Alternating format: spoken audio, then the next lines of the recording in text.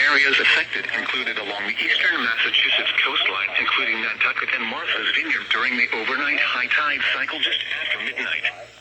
When, from 11 p.m. this evening through 2 a.m. Thursday morning. Impacts include pockets of splashover and very minor coastal flooding within an hour or so of high tide. Any impacts will be very minor and not have much of an impact. Here are the 5 a.m. observations for the bump.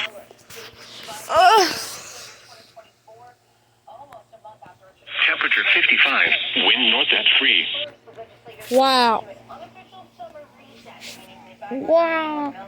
Wow. Coastal flood statement. Coastal flood statement.